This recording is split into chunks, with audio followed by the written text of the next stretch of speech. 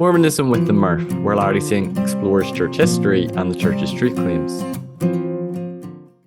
Hello everyone, welcome back to my channel Mormonism with the Murph, where Larry Singh explores the church's history and the church's truth claims. This is part 2 of my interview I'm doing with Dr. Richard Terry and Robert Roylance, who have worked together writing the Book of Mormon Geography, the Rio Pasion model. And in part 1, if you haven't watched it, go back and watch it, but we did a little bit of an introduction into both their academic backgrounds, and we talked about their geography model and how it differs a bit from John Sorensen's model. It's more sort of southern Mexico, Guatemala, and Belize.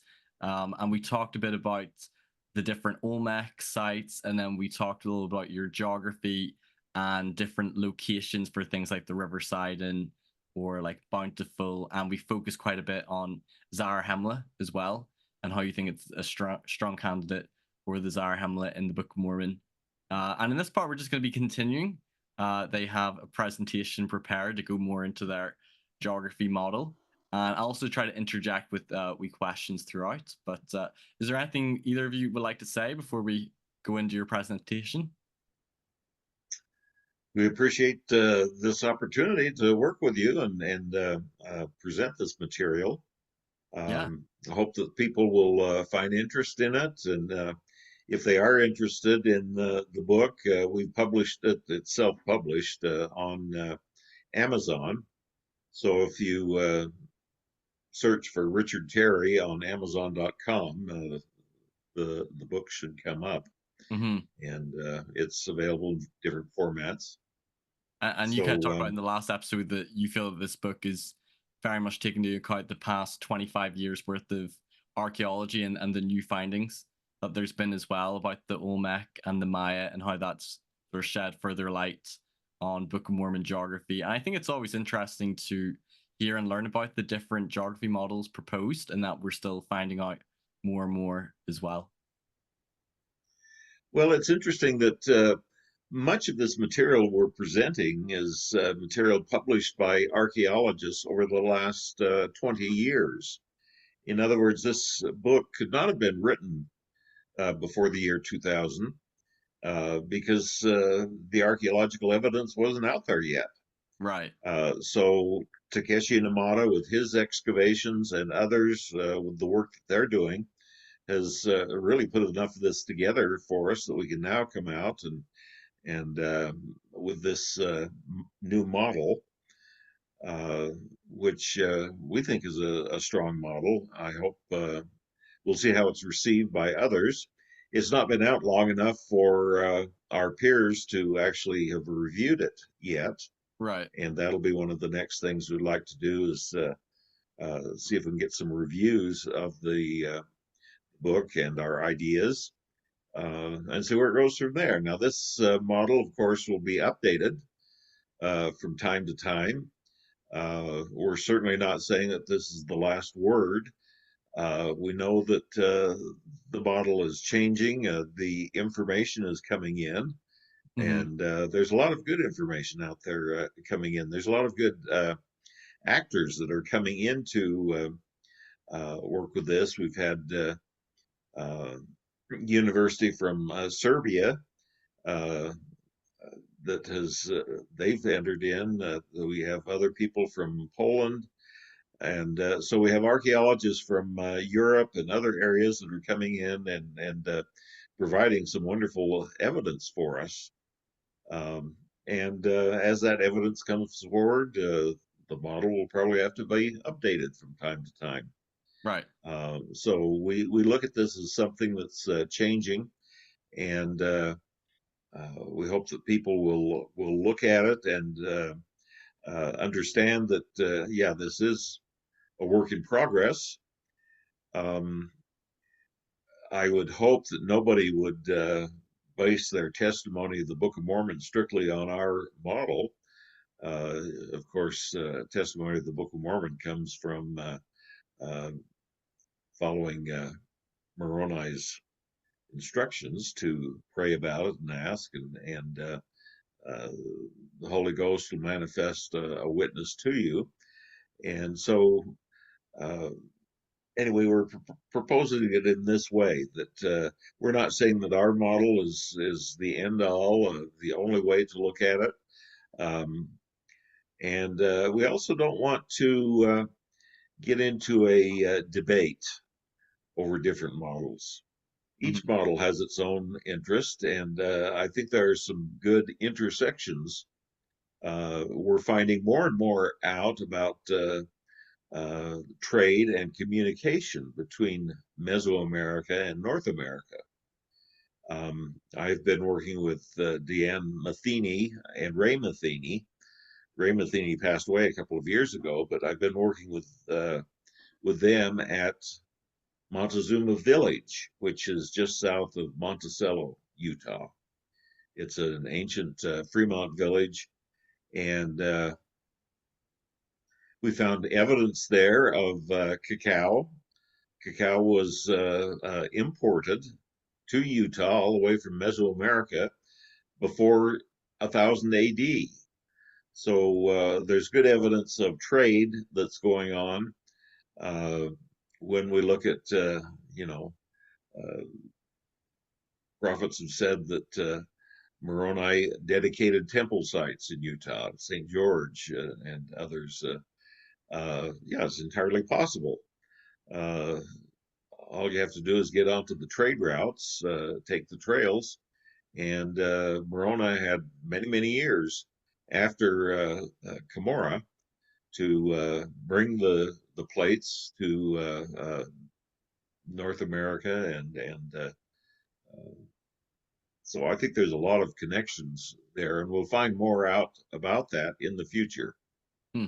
So I actually want to start off by asking one or two questions before we get into your presentation, and one of them kind of has to do with what you were saying there. That the most important thing about the Book of Mormon is not so much have a testimony of there being maybe archaeological evidence or a certain geography model, but a spiritual witness and testimony of the truths and the doctrine and the teachings found there. And some might think though that I have a spiritual testimony of the Book of Mormon. That's all I need. Why should we be looking for archaeological evidence? Why should we be trying to find a geography model? Might that take away from the true importance of the Book of Mormon? And if the church doesn't have an official view on Book of Mormon geography, does this take away from the Book of Mormon? What would be your response to that? I think you addressed that early on in your book, but what would be your response to that? I think it only helps to add to evidence.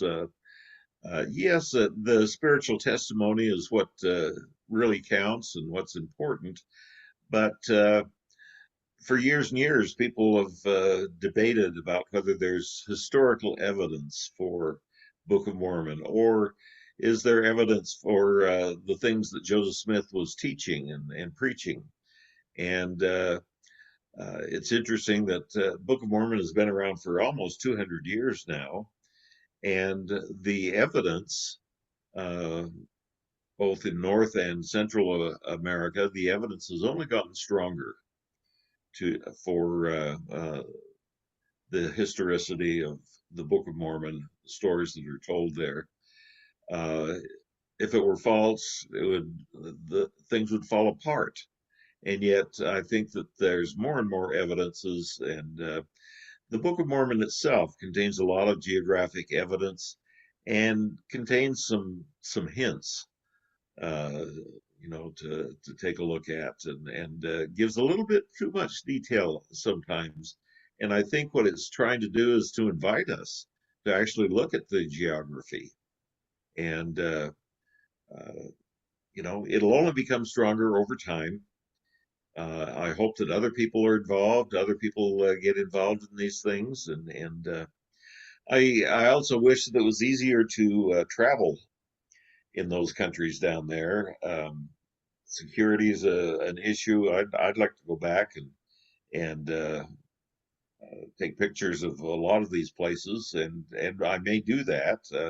Certainly, Robert and Susan have been down there. They're currently working with farmers in the uh, what is it, Altavira Paws area. On top of the Uh, narrow. strip of wilderness. Yeah, yeah, and so yeah, I wish it was easier. I'd love to take trips down there more often. I'd like to take people with me, and we may do that in the future. But security is a concern uh, Right. in traveling in that country. But Well, I yeah, could I present I think as some. well it makes it more real in a way. Looking for or finding evidence, archaeological evidence or textual evidence, and trying to look for geography models. As you said, there's lots of geographical references, and I found particularly with the old world geography, I found Lehi's travel through Arabia that it seems to converge really well with the text of the Book of Mormon, and it makes it more real. Of course, I would have grown up believing the Book of Mormon was historical, but really would have just read it very simply as just like stories or like, but it brings it more to life in a way. And things that you just gloss over, like what we touched on yesterday with like Nephi praying in his garden upon a little tower, near, next to a highway leading to a chief marketplace. That would have just been something that you just would have thought nothing of.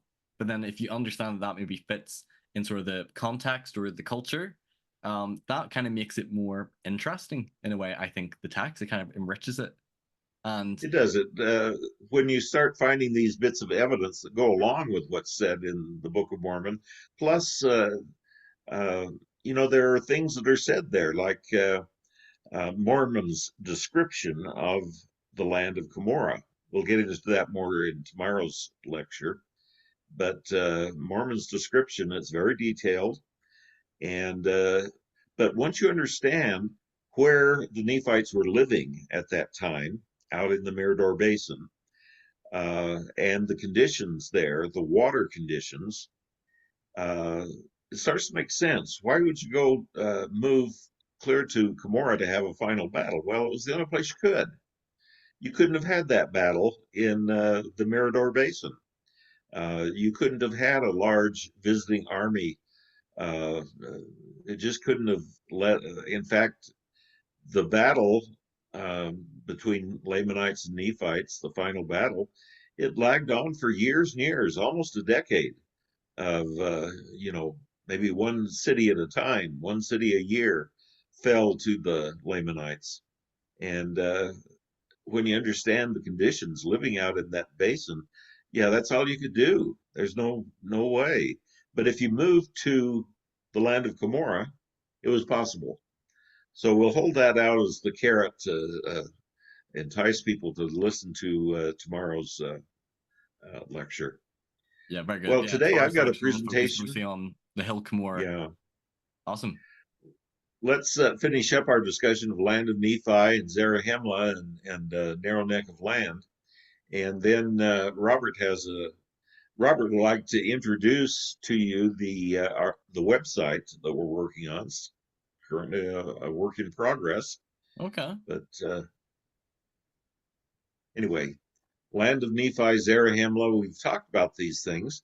Narrow strip of wilderness. I don't have a very good picture, but these are a couple of pictures taken from the highway that parallels the narrow strip of land. And you'll see these mountain peaks, these hilltops. This is a characteristic type of what we call karst topography. Karst is limestone, calcium carbonate. And calcium carbonate is somewhat, a little bit soluble. And because of that, you have solution holes that start to develop, and you have sinkholes, and there are places where the calcium carbonate remains standing, and it gives a particular type of uh, topography. Another thing about karst topography is that it's filled with caverns.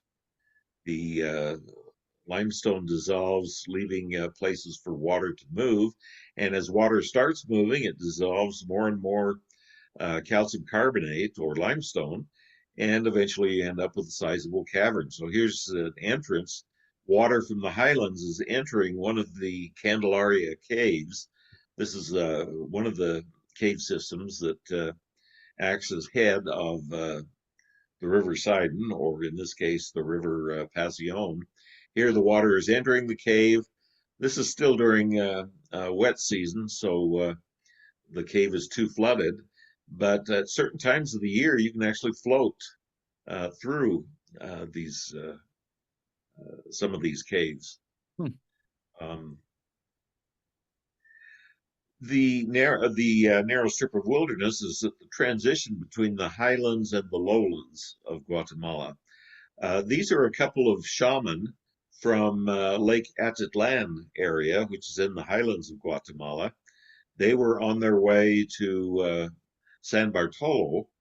San Bartolo is where archaeologists have discovered the creation room for a pre-classic temple, and it shows the creation of man and uh, the maize god or creator gods.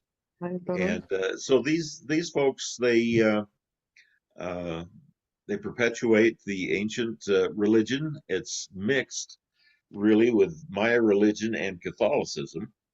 So when the conquistadors came in and required the locals to submit and to adapt the Catholic religion, well, they asked, okay, well, what's the name of your creator God? And what's the name of your God of resurrection? And what's the name of your female goddess? And so they gave those and basically changed the names and carry on with your religion the way you were doing. Right. Here's another of these hills that you find in karst topography. I don't have a picture of it, but several of these hills, the top has been flattened, and they were lookouts. And if we read about the uh, narrow strip of wilderness and the movement of Nephites and Lamanites, you realize that there were lookouts. There were places where they were observing the movement of armies, and those places are still there. Uh, that one doesn't look to have a platform on top, but others have. Here's a platform on the top of a mountain in the Salama Valley in Alta Veracruz. This is the highlands of Guatemala. So we're just south now of the narrow strip of wilderness. So this will be familiar to Rob Roylance. Brother Roylance worked with, this is Richard Houck. Dr. Richard Houck is an archaeologist, and he worked in this area for several years. They think that this area was land of Nephi, and lots of evidence, lots of ruins out there. And anyway, we'll have you say more about this, Robert, in Yeah. just a few minutes. But this is some of the farmland out there. This land is quite different from the lowlands of Guatemala. The soil parent material, the stuff that these soils are made of, is volcanic ash. And so it's very sandy. And here's Dr. Houck in one of his excavations. And so these excavations, the soils here are very light gray and tan. Even the surface soil has a somewhat darker color, but not too dark. And so these are some of the excavations that he was conducting there. The one question about the This I narrow thought, strip of wilderness, because in the pictures you can see that there's lots of trees. Do you believe that there would have been in the Book of Mormon? Because I think often people might think of narrow strip of wilderness as sort of like being like barren land, not many trees. But would they have still perhaps considered it wilderness, even if there was trees and vegetation? I think that what they're calling wilderness is, in many cases, it's forest. Right. The forest is wilderness. Mm. And the narrow strip of wilderness is still the narrow strip of wilderness today. If you look at that area, there's very little evidence of people being there at all. Right. In It's other words, in that uninhabited. narrow strip, the land is so steep. There is pasture land there. There's a lot of serious erosion going on. There's a picture I wish I'd have taken. Every once in a while you kick yourself for not taking the picture when you saw it. But there was one place in the narrow strip of wilderness where there were two pastures next to each other on a hillside, and you could tell that one of them was occupied by horses and the other by cattle. Cows kind of rip the grass off, but horses have teeth both top and bottom, and they can chew that grass right down to the soil surface. And the amount of erosion in that horse pasture was, the horses weren't there, but you could tell the horses had been there because of the erosion and the way that pasture was being treated. But this I thought was very interesting. There at Salama Valley, this is a double ditch wall system. It's on the edge of a hill, so you can see the other part of the hill over there, and there's a stream in between. And so they use the edge of this hill as a defensive barrier. And on top of the hill, of course, you'd have to climb up a steep hillside to get to this. And then you're met with two ditches, two walls, very secure. And this is what they could do in that area. Here's another one of these ditch wall systems. So these are found both in the lowlands and in the highlands of Guatemala. You have to look for them and know what you're seeing. You can see how the soil is a little bit higher on one side than it is the other. And so, again, you've got the soil surface, you've got the ditch, the soil thrown up. And in some places, there are lines of trees growing on the upper wall. And what Dr. Houck was thinking was, of course, there were palisades, wooden palisades on top of those walls. Well, you take a stick, put it in the ground in that wet climate, it soon sprouts roots and leaves and takes off and grows.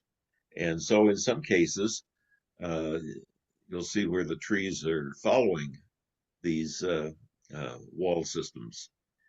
So I know in the Book of Mormon it talks about like some of the fortifications being like heaps of earth, um, like dug up, and I believe wasn't it Captain Moroni who put up boards to like the height of man as well in some Yes, yes.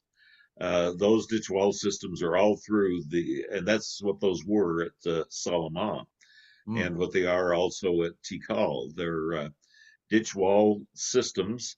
We have evidence of post holes and palisades that were placed on them. As Limhi's people, these were the Nephites that they had lived in the highlands and had moved with Mosiah and Benjamin to the lowlands, to Zarahemla. But there were people that wanted to go back. And I've wondered, why is that? Why would you want to go back? Well, if you've been in those areas, if you've lived in the highlands and you've lived in the lowlands, you can see exactly why they wanted to go back. In the highlands of Guatemala, it's kind of a perpetual springtime, cool climate. In fact, it's interesting that most of the Spanish conquistador cities, Mexico City, Guatemala City, and then down into Peru and all of those places, they've established their cities in the highlands, up above 6,000 feet in elevation. Why did they do that? Well, because the climate was pleasant up there and you could escape the mosquitoes. If you establish your city in the lowlands, it's miserable. And one thing I've told Brother Roy Lance is, if I were a Nephite who had moved from the highlands to Zarahemla, and somebody said, well, we want to go back. Let's go back to our previous land of inheritance. I would have been one of the first in line to go back, even though with the understanding that you'd be subjected to the Lamanites, I would think it'd be worth it. After suffering through the heat and the humidity and the mosquitoes and the diseases. And in fact, in the Book of Mormon, they talk about the tropical diseases that people suffered from. Right. Yeah, I would be the first in line to go back. But unfortunately, it became unbearable to stay there. And so Limhi and his group wanted to get to take their people back to Zarahemla. Now, remember, they sent a search party to find Zarahemla. That was about 70 years after they'd returned to the highlands. Now think about it. You took a trip from Zarahemla back up to the highlands. Now, 70 years later, all of the adults who took that trip, they've passed on. Right. But some of the children that took the trip would have remembered it. And so as they asked the children, okay, how did you get from Zarahemla back to the highlands? Well, we followed a river. And so if you wanted to go back to Zarahemla, you follow the river back. Right. The only problem was that they took the wrong river. Well, I know And we'll Brandon show that Gardner to made you that here. same argument now, probably with John Sorensen's geography model, but that's his view as Yeah, well. That the reason they didn't get their way back to Zarahemla, but they were sort of like in the land of desolation or like Jaredite lands, was because they yes. likely took the wrong river, which would be, They took the wrong river, and they took the wrong river both ways. mm, Zarahemla was a big place. The land of Zarahemla was heavily populated. They wouldn't have missed it had they taken the Rio Pasion, but they probably took the Chichoy, and we'll see that in a minute. But anyway, it tells about the escape of the Nephites back to Zarahemla, and they talked about taking their flocks and herds.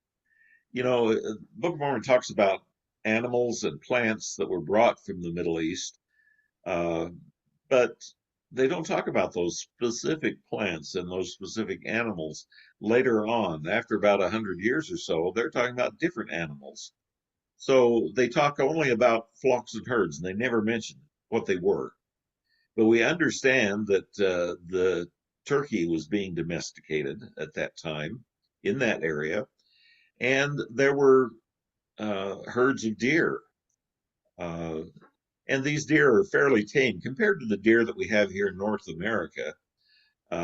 These deer are fairly tame down there in Guatemala. And so you had the herds and the flocks. And so they gathered them together, and they went out the back gate of the city that bordered on the wilderness. What's the mm. wilderness? Well, it's a forested area. So they got the guards, the Lamanite guards, drunk, so they went to sleep, and everyone escaped out of the city through the back way into the wilderness. Is And the after Highness 12 people days, in the land of Nephi, which you would yeah, just the land highlight of quite Nephi, well. after 12 days, they appear at Zarahemla.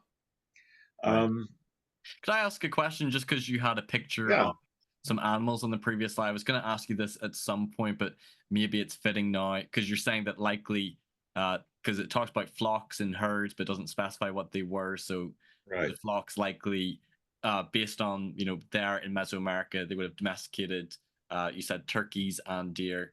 But a lot of people would bring up one of the challenges against Mesoamerica is some of the physical anachronisms, whether or not they are Uh-huh. definitive or not. Things like horses, elephants, wheat, metals, cows, goats, pigs, and they would say that those are anachronisms, which then shows the Book of Mormon isn't historical, which would sort of go against the Book of Mormon taking place in Mesoamerica. You don't need to answer specifically every single one unless you would like to, but what's sort of your approach when it comes to those anachronisms in the text? Well, I think the text speaks for itself in that it talks about those crops. Now, if you brought barley with you to the New World and wheat, well, first of all, those wouldn't survive very well in a tropical climate. Those are for temperate climates, Middle East, Northern Europe, and so forth. Yeah, you could plant them. They probably grow. They probably had winter wheat that they brought with them. Winter wheat has to have a period of frost. It has to have a cold period. Winter wheat would never head out. That would die immediately once you planted it there in this type of climate. Uh, the sheep may have lasted for a while, but in fact, the sheep that live in this area, the modern farmers actually have herds of sheep, but they're sheep without wool. These are haired sheep. They have hair, kind of like, and they look a lot like the deer. The hair is short on those sheep, but they don't have wool, and that is very possible what developed from them. There's not an accurate enough history to know exactly what the animals were at the time of the conquest, the conquistadors, when they came in. And some people are saying that those sheep were brought in, and may very well have been brought in from Europe and Asia. But the sheep that are down there now, they don't have wool; they have hair, and the hair is very short, so they can thrive in that climate. The next thing is when it talks about Ammon protecting the flocks from the Nephites were bringing their flocks in to be watered, and they scattered the flocks of the Nephites. Well, what's a flock? If you have a flock of sheep, if you scare them, they get closer together. They'll actually climb on top of each other and suffocate each other if they're scared enough. Um, if you have a turkey or a chicken, uh, yeah, they flock together for protection. But if you scare them, they take to the air. They scatter in all directions. And if you read that description of what Ammon was doing, that's exactly what happened. They scattered the flocks. The flocks scattered, which flocking animals like sheep don't do that. You scare them, they're going to gather together and flock even tighter. But I had this experience once on our farm. We had Banty chickens. They're miniature chickens. And I don't remember why, but I was trying to herd them. They were free range chickens on the farm. And I tried to herd them. And that worked fine for about 10, 20 feet that I moved them. And then they got frightened and they took to the air. And they went in all directions. They flew over my head. They flew here. They flew there. And so chickens, you can't really herd them. Uh, Flocks of turkey. Now, here again, why were they having to um, move the flocks of turkey to places to drink? Well, in that area, the ancient people dug depressions or what they call aguadas, in other words, reservoirs. And during the rainy season, those reservoirs will all fill up with water. There's enough water during the rainy season. But if you keep your flocks near that source of water, they'll soon consume all of the vegetation, all of the food will be consumed around that, and they won't survive. So, what you have to do is drive the flocks, move them out away from the water supply so they can go out to fresh land where they can find the bugs and the grasses and so forth to eat the seeds. Uh, and then you have to drive them back to their water supply. Well, the Lamanites were causing problems, bringing their flocks in and scaring the Nephite flocks away. So, um, and you have to remember that if those flocks don't have water, they're going to die pretty soon. If you visit Tikal National Park today and walk around the park, you'll see little concrete troughs full of water. And there are people that go around each day with a tank and they fill those little troughs with water. And what that does, it brings deer and birds and other animals into the park because otherwise there's no water at Tikal. Uh, Today, the water capturing system that the ancient people built to guide the water to the reservoirs, that doesn't exist anymore. The water goes through the plaza surfaces because the stucco has dissolved, and so it doesn't flow like it should. But with those guzzlers, they call them guzzlers, they're troughs of water to bring the wildlife in. With those, as soon as the sun starts going down at Tikal, the deer come out of the forest. I mean, they're right there. You can't see them. There's no way you'll see them in the forest, but they're right there. And as soon as the sun goes down a little bit, they come out. They go drink their water. The tourists have left pretty much. Um, Okay. So, anyway, just very quickly, because the three sort of main apologetics, whenever I've done a video on, sort of like generally for some of the say physical anachronisms or animal anachronisms or like metallurgy in the Book of Mormon, one apologetic is that it's maybe not found yet. We're yet to discover it.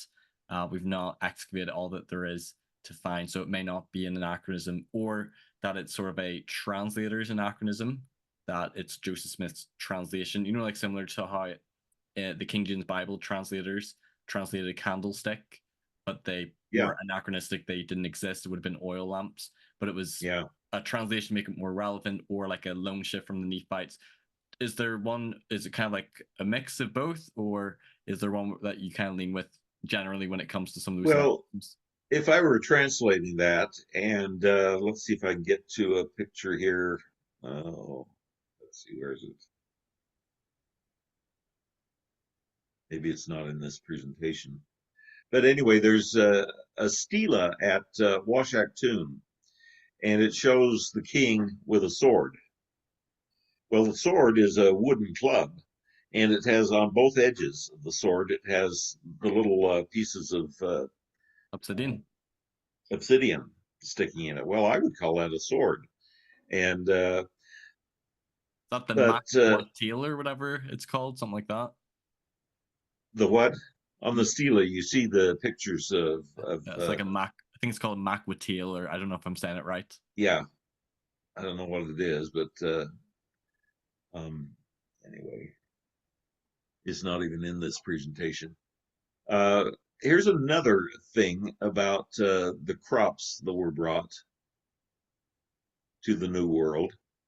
If you brought your barley and wheat and the locals, now here's another thing. Uh, they read the Book of Mormon and it sounds as if there's no other people there.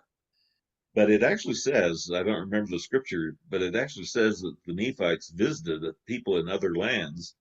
And as they took on the darker skin color, I think it's the interbreeding of Lamanites with other people that already lived there. One reason we know that people were still there were people there when the Nephites, Lamanites arrived, is that they had corn. Corn was growing in Mesoamerica. And corn is a very interesting plant. Corn, to go from teosinte, which is a grassy weed that grows in Mexico, the stems of that weed, they're actually full of juice, and we think the ancients were pressing the juice out of those plants Mm. to make beer. So every culture around the world has some type of alcoholic drink, and we think that they were pressing those plants to get the juice out. In fact, with corn, you can press the corn stalk and get sweet juice out of the corn stalk. Um, Somehow, the teosinte plant went through what's called a lethal mutation. That means that the corn kernel on the cob has no way to get off from the cob to the ground and plant itself. The corn kernels remain stuck to the cob. But if people come along and they capture that cob, take the seeds off and plant them, it'll survive. So if man were to disappear from the world today, corn would disappear within a couple of years. It'd just be gone. So there are plants and animals. Dairy cows would be gone within a couple of years. Uh, Dairy goats, they would be extinct within a couple of years. If man was not there to tend them, these domesticated crops and animals, some of them would absolutely disappear. Um, I don't remember why we're talking about this specifically. Yes, Hoya de Serem. This is a site down in El Salvador. 600 AD, there was a volcanic eruption within a mile or two of this ancient village, and volcanic ash was scattered over the village, burying all of the houses and constructions. There were no this so this is the Central American Pompeii, so to speak, except that there were no people trapped We think that the people had plenty of time to get out uh, before too much of this ash fell, but the houses were preserved. This is a religious structure, so there's a low wall right here, and to the structure, to the room inside this structure, there were steps up to it, and actually on the doorways there were hooks. They put rocks in the wall that were just right, and there were hooks to hang a curtain or a veil. And there is also a little kitchen right here where corn was ground and tamales probably were produced, and they were served over this low wall as a form of a sacrament. So this is what this probably looked like. The reason I wanted to show this picture is it shows people with their spears and arrows that had gone out to hunt the deer. And of course, this is 600 AD, so this is classic Maya. This is after the Book of Mormon times. And so inside you have the Holy of Holies. You step up, you move from your current place of location, and you step up to more and more holy places. And there's this low wall where the sacrament would have been served. So would this have been considered some sort of a temple then? That Yes, thing. yes, it was a small village temple. Oh. So, yeah, this was a very small village in ancient times. And it's called the Periphery. It's down here off the map. Here, it's down in El Salvador. In fact, I think this corner is El Salvador. So it's another 50 to 100 miles south where that village was located.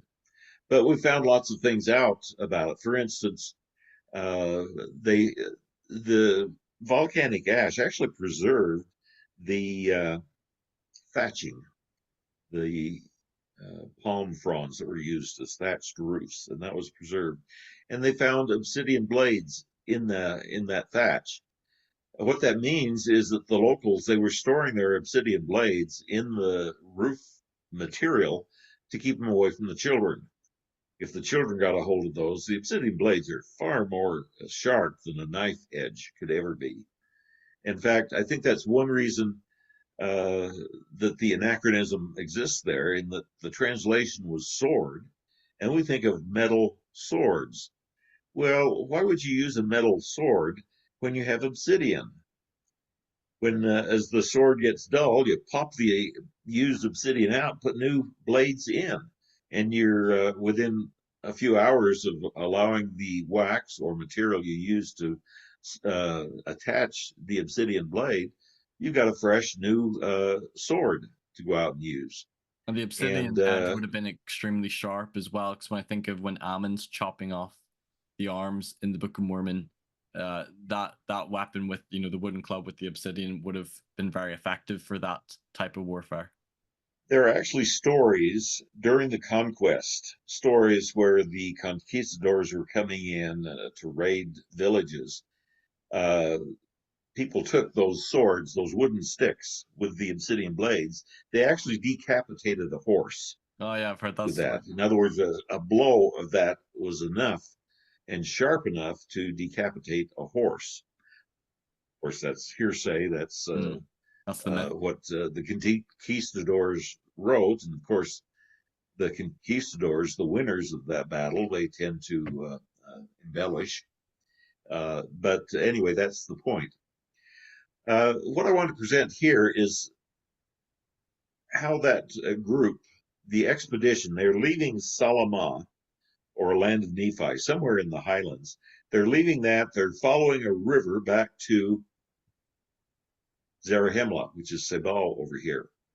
Well, if you look for this river disappears into caves. And if you go around and try to find your way through those mountains and try to find the river again, how are you going to find it even? It's because you can't follow it from its source. It would be difficult to find. Whereas the Chichoi River starts in the highlands with the streams and so forth that get bigger and bigger as more and more streams join. So they probably followed the Chichoi And that would have led them, in fact, one of the sites right here on the banks of the Chichoy and the Pasion is, uh, what's the name of the site? Altar de Sacrificios is the archaeological site. And that's probably one of those Jaredite sites. They probably saw the bones of people left behind there. And then as they moved up further north, they would get into the area where the Jaredites met their end. Sebal was close to that area. In fact, when uh, what were they? The Mulekites came in. They could have come in through the Usumacinta, although the Usumacinta River, for a place of about 50 miles there, is not navigable.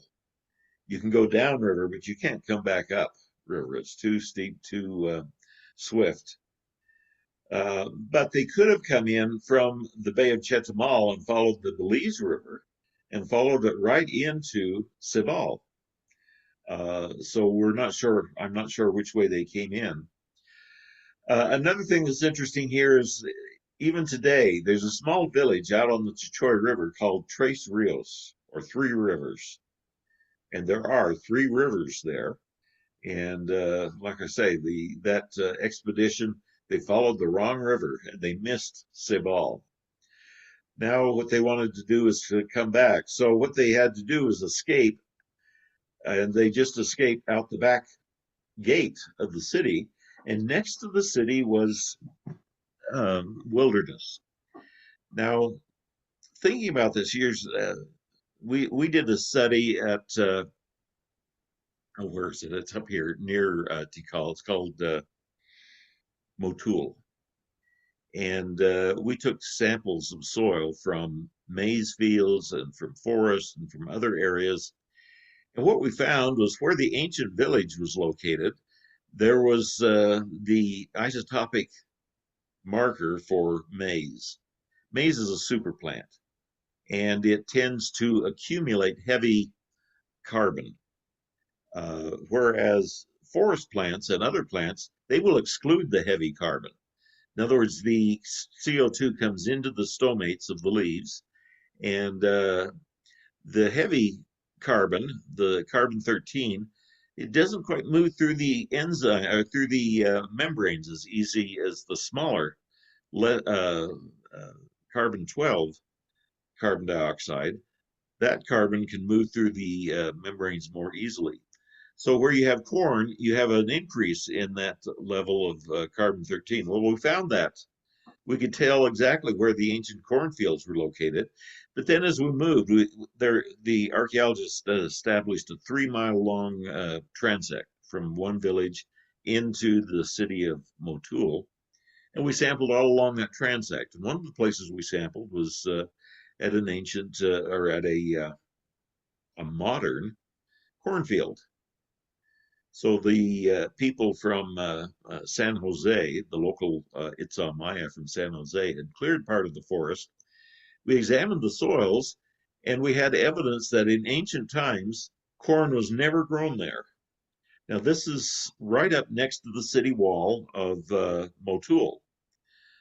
So there was an area of forest right next to the city wall where corn was never grown in ancient times. It was grown today, growing an excellent crop of corn. And so that was the question. If you can grow corn there today, why weren't they growing corn in that particular area anciently? Well, you had to have wilderness for the deer. Uh, we've studied the isotopic signature of the turkeys, the dogs, the people, and the deer. And what we know from that is the people were eating corn, the dogs were eating some sort of a mash made out of corn, the turkeys were eating corn, but the deer were not. The deer were eating forest vegetation. And that's because forest vegetation, that vegetation excludes the heavy carbon-13. And so you don't have that isotopic signature in the deer bones, but you do in the turkey and dog. And yeah, you had to have wilderness next to your city.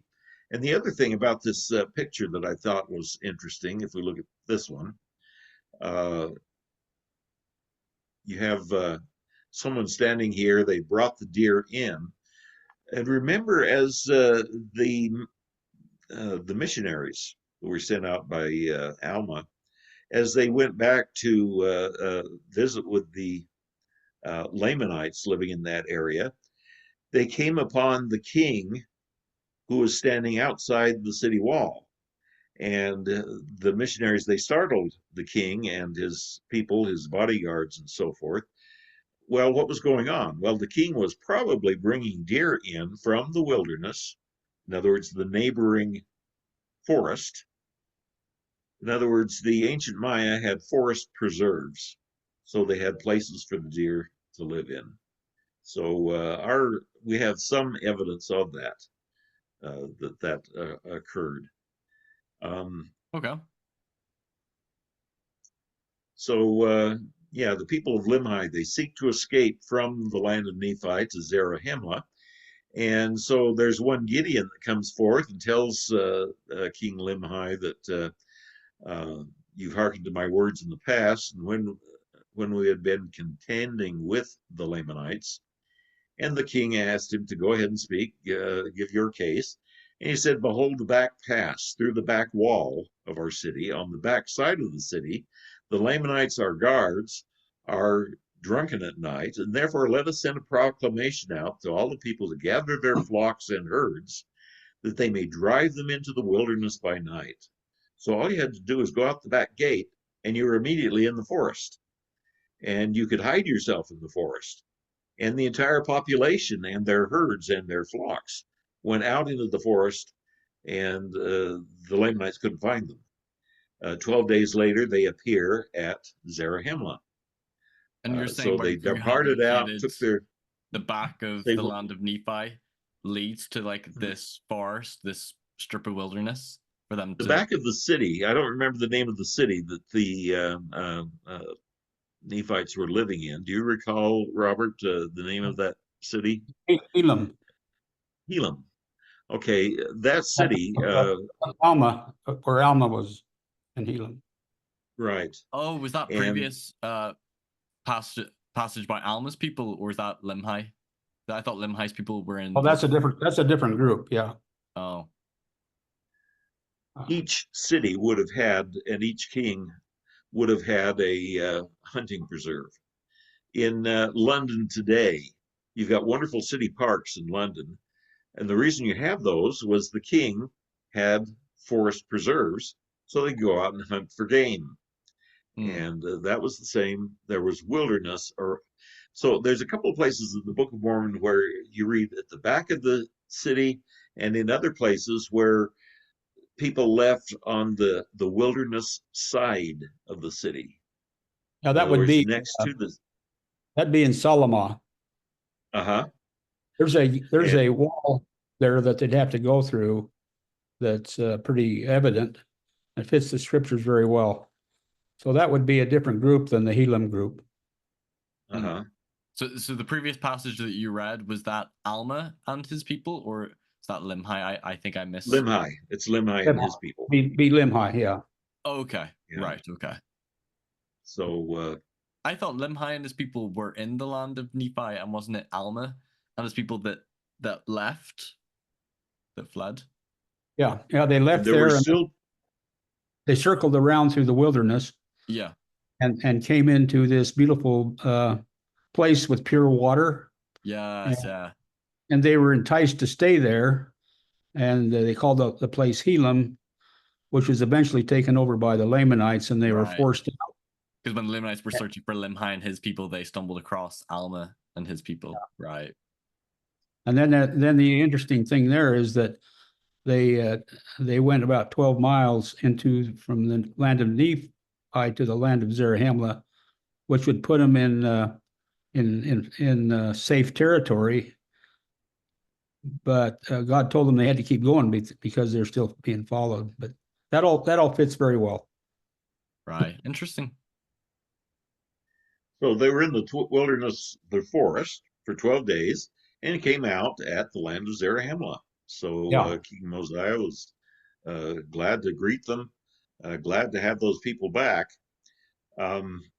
Yeah, unfortunately, they still had to endure the terrible climate. It's a horrible climate, at least in my terms. I grew up in Utah and Idaho. We have cool winters, we have cold winters, we have cool springs and fall. But down in the lowlands of Guatemala, you have perpetual summer, and it's very hot and humid almost year round. During the month of January, you have a few cool days.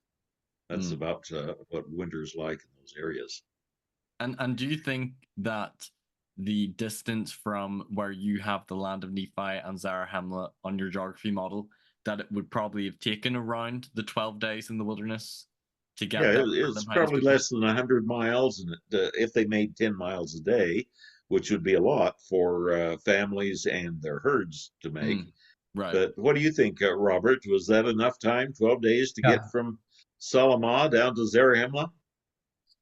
Yeah, I think it was really quite well. We do have some travel charts that show there's on one axis we have the difficulty of the trip. On the other axis we have the ability to travel. Like a single man could go 20 miles a day, but a family with 6 people, kids and flocks, maybe they'd get a couple of miles a day. So it's very bearable. The thing that we found, I think Sorensen really got the distances right.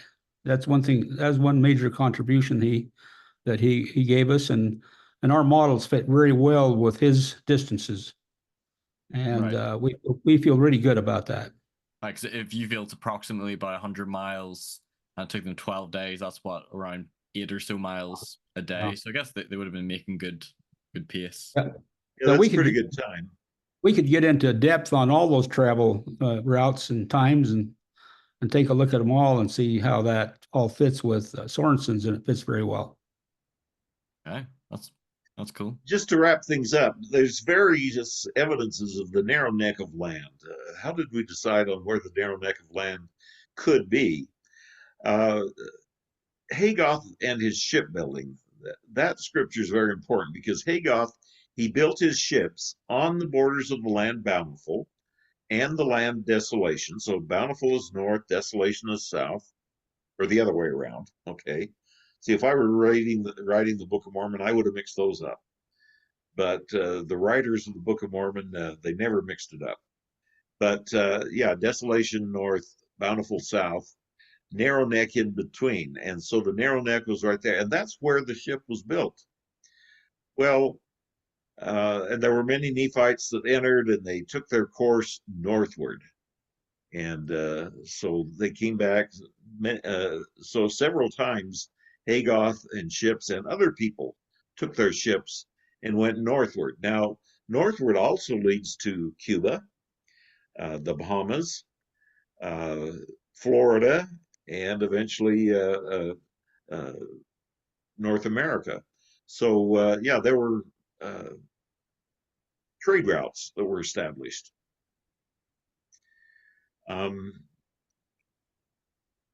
Okay, let's see. Let's go on. Sent orders okay. Moroni sent forth orders to fortify the cities, and they secured the narrow pass, the narrow neck of land. There are fortifications there, so that the Lamanites couldn't get through. Well, this is that fortification at Tikal. We call it the Great Wall of Tikal. This portion of the wall is about 10 miles long. And so it's a ditch. Now, this ditch, soil erosion has filled it in about 3 or 4 feet. So if you dig down 3 or 4 feet here, that puts you 10 feet down into the below the surface. And that's the bottom of that ditch. So I have a student over here standing where the natural soil surface is located, and then another student over here standing at the top of the wall. So you can kind of see what they did in ancient times. The archaeologists I was working with, this was a project, it was a joint project between Pennsylvania State and BYU. And so I asked the Pennsylvania State archaeologist why don't you look along the wall up here for the post holes? And I talked to Dr. Silverstein and I can't think of the other guy's name, Kurt. Yeah, I can't think of it right now. But I asked both of them to do that, and both of them gave me the response: those post holes are not there, and we're not going to look for them. So I thought that was an interesting response, because wherever we've looked for them, we found them. So this at Tikal, the ditch was 4 meters wide, 3 meters deep, almost 10 feet deep. And then the height of the wall was about 10 feet. Of course, that's rounded now and the ditch is all filled in. But the other thing that's showing is at Tikal, for the entire length, we discovered more. I didn't, but Tim Murtha, one of the archaeologists, he went out with his crews and they discovered an additional almost 10 miles of wall around the site of Tikal. And the thing that's interesting is where these ditches were dug, there's about 1 foot of soil. That's about all the soil you have in the forested areas. And then they dug their ditch down into the limestone. So this 20-mile distance of the full earthwork, they carved that ditch out of limestone, that full 20 miles. And they took the stones that they took out of this ditch and they stacked them up to make the wall. They piled soil on top and so forth. They put their poles on their wooden palisade. If you go to Punta de Chimino, the large one there, this is a moat that was dug, 15 meters wide, 10 meters deep. That's 30 feet deep. And the height of the wall that was built up from that was another 24 to 30 feet. So here, this in red, this shows where the earthwork is found. So you have earthwork on the west side. About here, there's actually an entrance, a guarded entrance, and it's 1 meter wide. And then right about in this location on the north wall, there's another entrance, 1 meter wide. What that 1 meter means is there was a narrow pass and it was single file. So if you wanted to go through that earthwork, you had to go through it single file. Otherwise, you'd have to climb down in that 10-foot deep ditch, climb up 10 feet, climb up another 10 feet, and then try to get over the wooden palisade on top of that. But there were 2 entrances that would have been guarded, and that's how people would get through. The other thing about it, the blue area, this is what I'm showing here is a digital elevation map for Tikal. Tikal is up on this hill. Tikal is up here. Chichen Tikal is a small outside ancient village. Terminos was another one. Ramanal was another ancient village. So wherever there's high land, you had villages, and particularly around the edge of the Bajos. The Bajos are the low-lying wetlands. And the reason is that they had access to water, and the soil surface was close to the water table, because the water is not only out in the wetland, it's also under the soil surface. So the corn, its roots could grow down and get some of the water that was around these Bajo edges. So we found that these low-lying areas around these wetlands were very heavily, in fact, this area right in here, very heavily cropped to corn. We found the isotopic evidence of that. And out here, where you have the wetlands and where you have the tops of the hills, not so much. We didn't see corn grown there. These soils on the tops of these hills out here are very, very shallow, and they're forested. And it's our belief, at least the archaeologists that I worked with at Tikal, that the ancient Maya never did grow their corn up on those steep hillsides. They were preserved as forest. So here's this entrance on the west side. So they've excavated it. They found, in other words, they just left the rock that was down in the ditch. They just left it in place to make this way of crossing. And the way of crossing in the north looks just like it. It's about 1 meter wide. They left the stone in the ditch to leave a place of entrance. The wetlands, the bajos. Um, this is just outside the wall of Tikal, and these are actually crocodile walls. The crocodiles get in and steer things up, and so that they have water. You might be tempted to cross this particular bajo by walking across this pole, except that here's Mr. Crocodile sitting up here sunning like Cayman? himself. Actually, crocodiles. There Really? you have caiman and you have crocodiles both in this area. The I didn't know crocodile is a that. bit larger than the caiman. Right, So yeah. I'm not sure if this was a caiman or a crocodile, but uh, you'd have to disturb his rest to walk across this.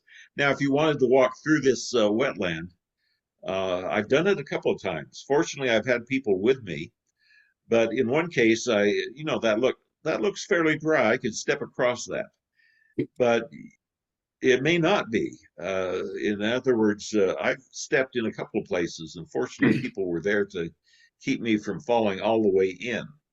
Because basically, this is like quicksand. It's quick clay and organic matter.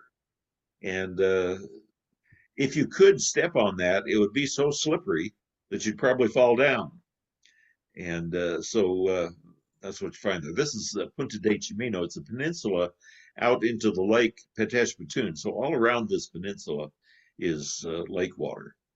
And And what the Book of Mormon classic location do you put at Tikal? city of, I don't know, what do you think? Was that City of Desolation or was that No, Washacktune? yeah, Washacktune is City of Desolation. What would we call And in the Oh. Jerdite time, it would be called the Kish, the land of Akish. the Tikal area?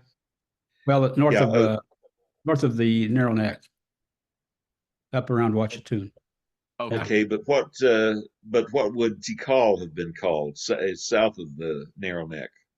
Okay, I think we have two identification points there. One is it was Lib's. I think it was Lib's great city where they Right.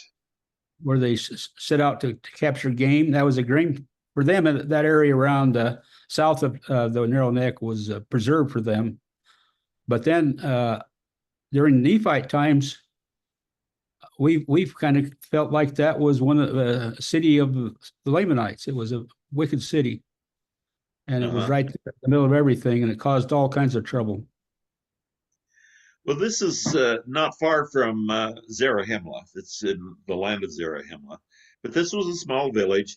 They dug their moat. This is the moat that from top of that palisade up here down to the bottom of the moat would have been more than 60 feet.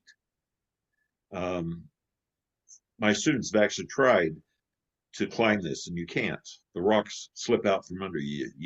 You could crawl on all fours and still have a very difficult time trying to get up this wall right here. But there were two others. So these were earlier attempts, probably, and then finally the large moat that was built. And here, in this case, the moat was still filled with water. The moat is filled with a lot of debris. Erosion has brought a lot of soil into the moat. So most times of the year you can walk across the moat. But here you can see that it's actually filled with water when the Lake Peteshpatun is in a flood stage. The other thing that was interesting that when the archaeologists excavated this site, they put a test pit right here at the top of the wall.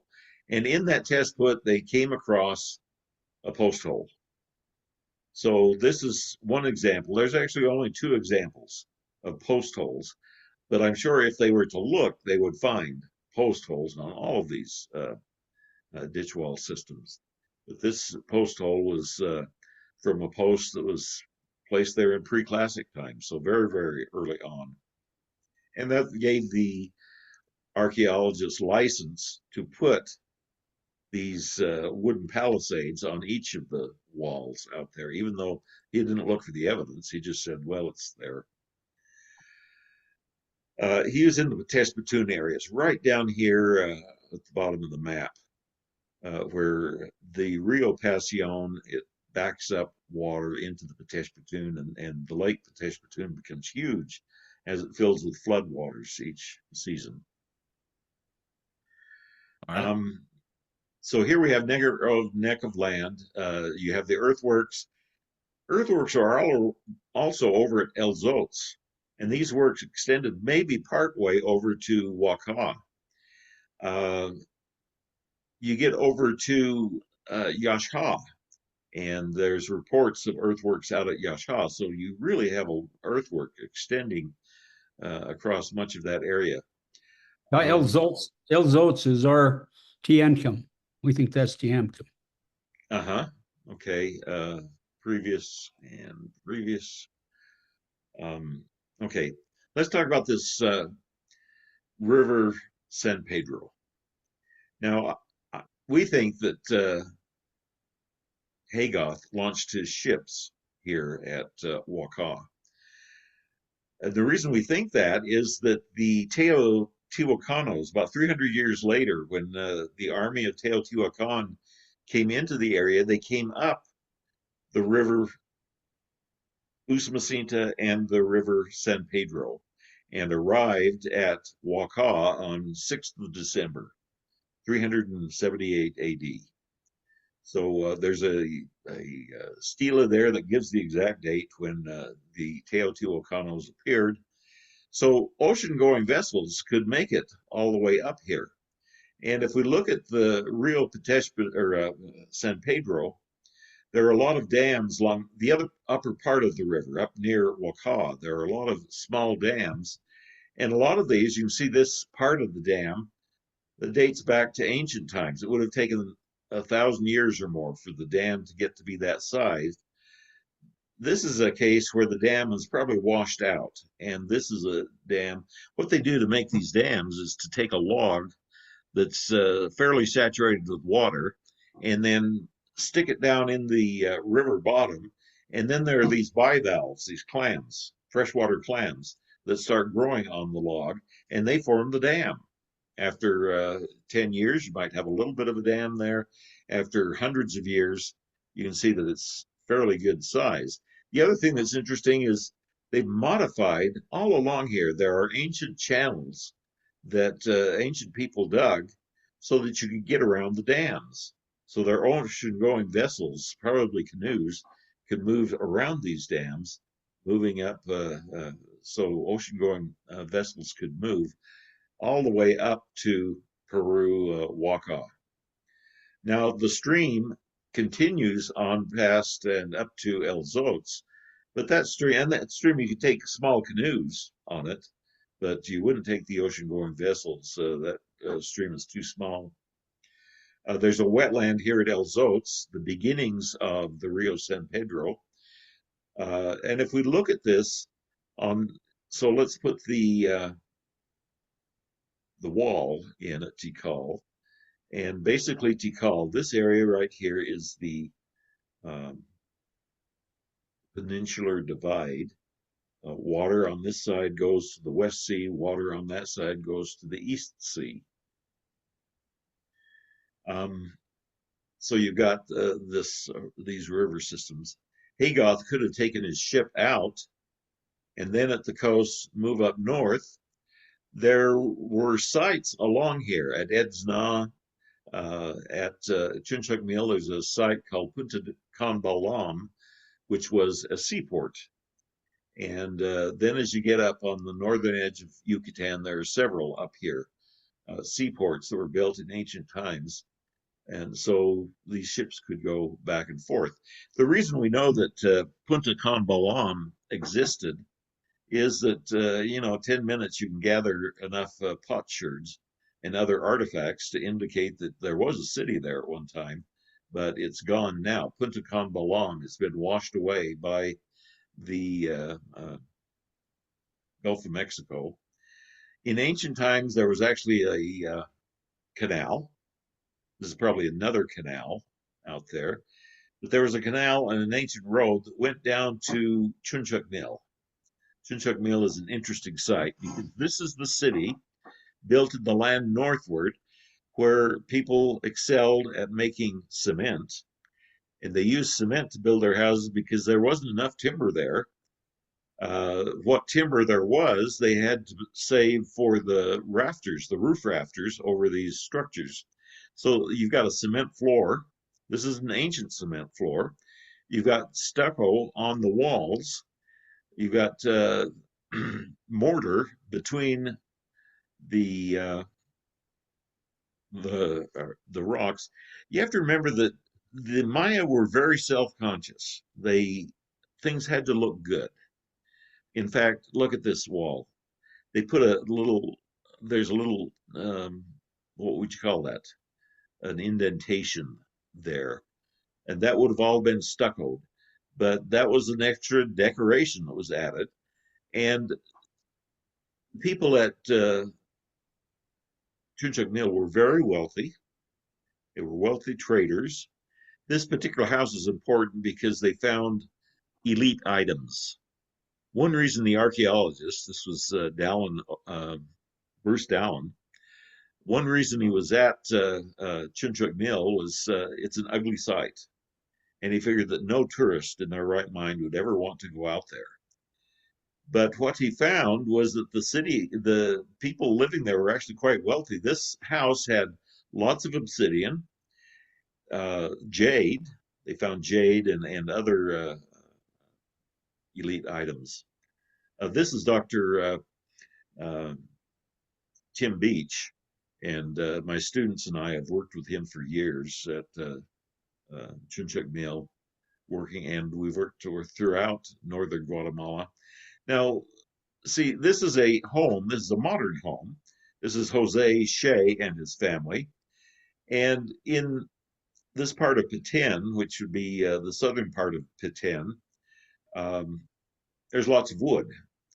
So these wooden planks, even though this house, it didn't cost much at all to build it, if you were to take that plank to North America and sell it, you'd get a high price out of it. This is tropical hardwood. It could be mahogany. But so the house is actually worth a lot if you could get the wood up to where we would prize that wood. But here the wood is used as walls of the house. But then the timbers that are used, here's the thatched roof. And in order to use those at Chunchuk Mill, they had to import that timber. And it actually talks about how they used shipping to bring timber to the land northward so they could build their houses. Well, we need to move on here. So little timber built upon the land. They were expert at using cement. Now, here's an anachronism that most people have missed. It takes more wood to build a house out of cement than it does to build a house out of wood. Think about it a minute. Cement, that's made from burnt limestone. So you take the limestone, you have to heat it to about 1,000 degrees Celsius. And that takes a lot of wood. But the type of wood that you want to get a hot fire like that is the scrub wood that grows around Chunchuk Mill. So there's a lot of that wood, and that comes up every year. You'll get 6 to 10 feet of growth of these shrubs or scrub trees that grow every year in that area. And because of the small diameter of the trunk of that shrub or bush, you could cut it with an axe, a stone axe. You'd cut that, and you could cut it into chunks. You could bring it in.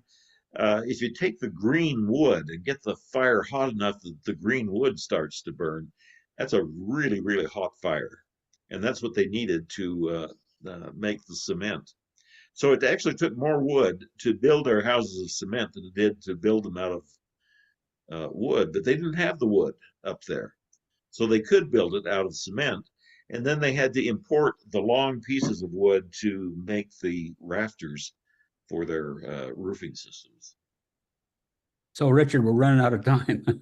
Yeah, we're running out of time. I get to talking we need to turn the time over to Brother Roy Lance.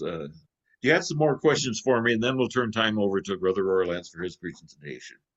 No, I don't think so. I think that kind of made sense. So this passage is they travel to a land sort of northwards, and it's talking about that there wasn't much timber on the land, but they're expert in the working of cement, and their buildings were likely built more out of cement. And what is the location that you're matching this with in your geography? Let's see if we go back. Oops, escape to. So it's northern Yucatan. Let's see if I can enlarge that. This right here around Merida and Chunchukmil, that's the driest part of Yucatan. It's almost desert vegetation there. So you do have a rainy season, and they probably get up to a meter of water per year during the rainy season. But during the dry season, that is extremely dry and hot in that area. But the reason Chunchukmil was there, it was located halfway between the coast and the Pook Hills.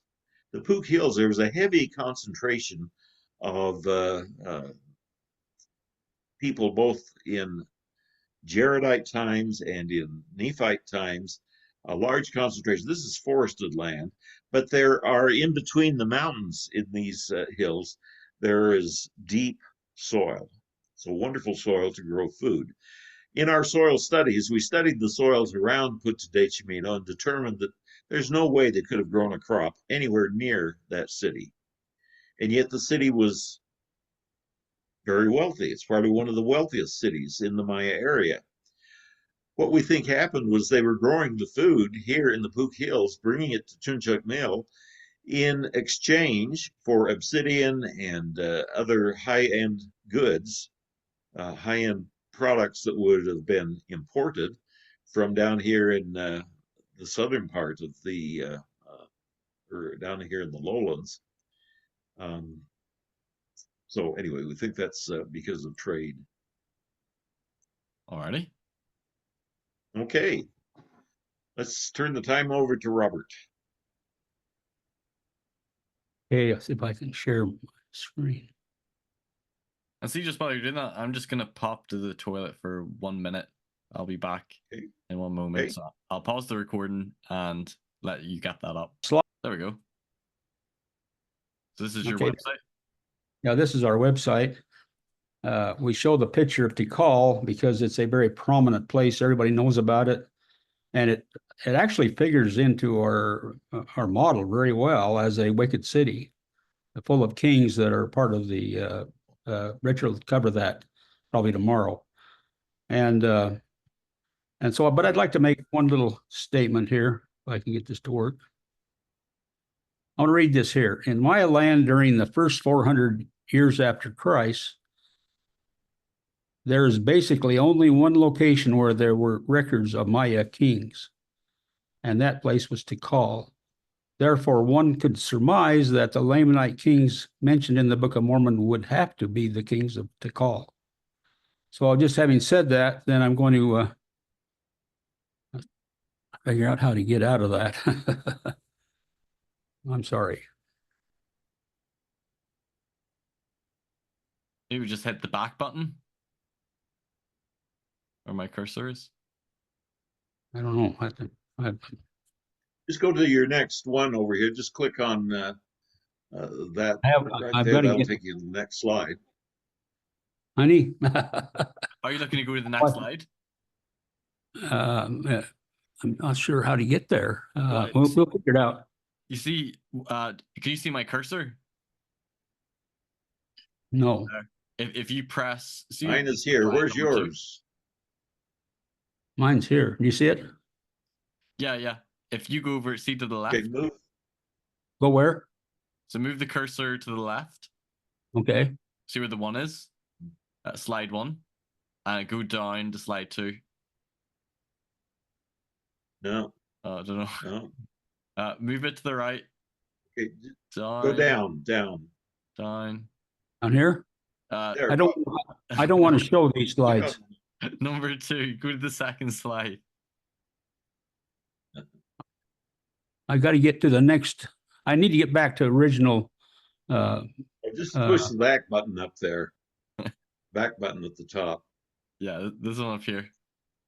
Where? So go up, left, left, left, left,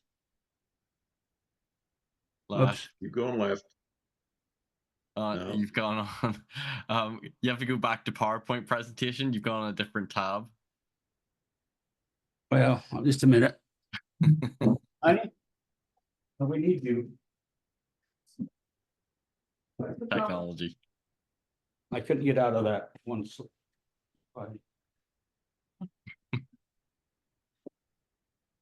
Well, This is Susan Roylance. Rescue. Glad that she's here to help us. well, how did you get back onto a Zoom? Oh my goodness. What He pushed happened the here? button, got out of it. Yeah. Well, if you go back on it the should be. the Yeah, browser just a you're on, second. Yeah, that's what I'm working on. I don't know where all this stuff came from. Just a minute. Well, let's just go out. yeah. So go right to PowerPoint presentation. So Well, go it's right. not PowerPoint. Oh, well, It's see- it's no, it's no, his but see that tab. PowerPoint. Yes. Oh, is that what you want? Yeah, I want to yeah. get out of it. And then hit the back Oh, button start on that share. one. Okay. Now we got to go back to share again. But your PowerPoint presentation is here. Did you want it there? I want to get back to the main page. You need to hit the back button in the top left corner. Yeah, I know. I do know what we're trying to do here, but Ah. it's just confusing because he got it.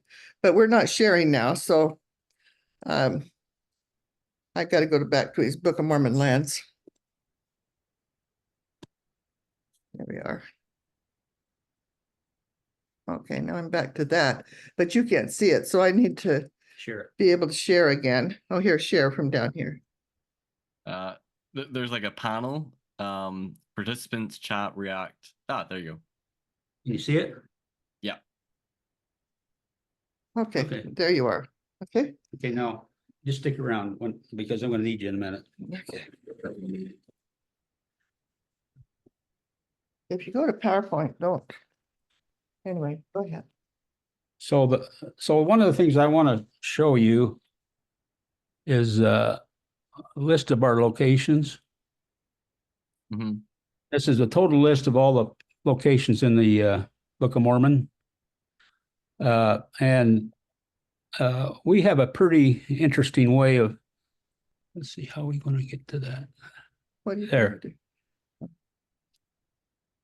See, these are all the lists, and the places where we don't have a name is where we haven't really figured out how to do it.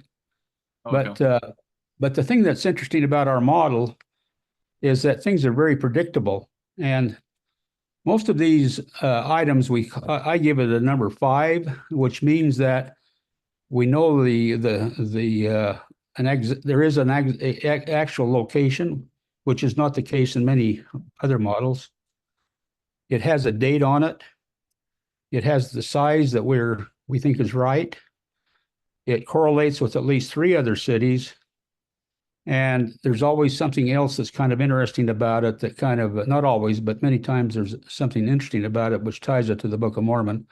So I think that we are very, very complete in evaluating the entirety of all the sites that seem to fit.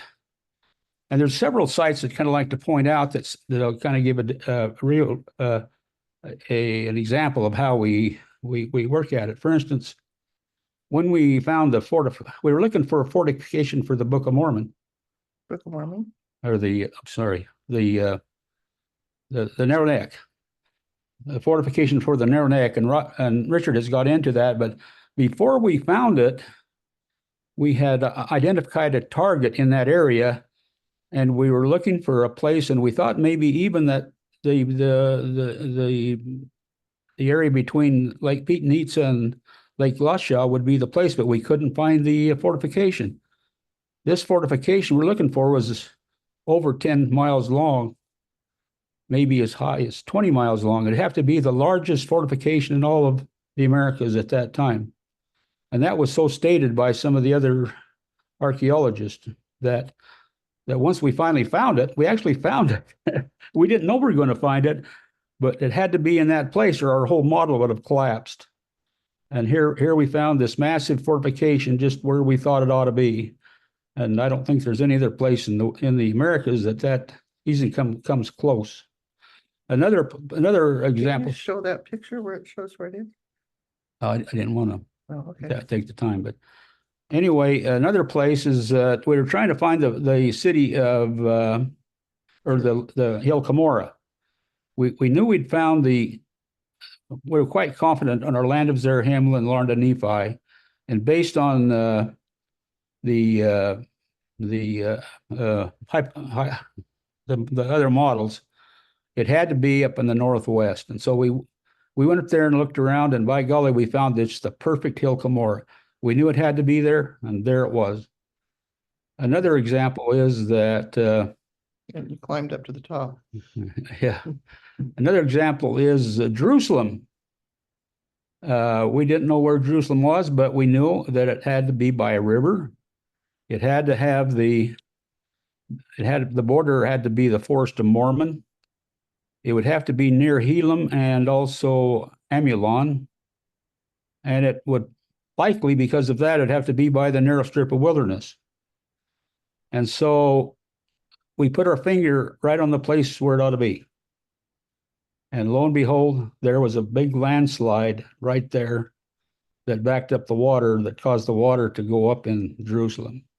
To cover it up Yeah, during the destruction. Yeah, during the destruction.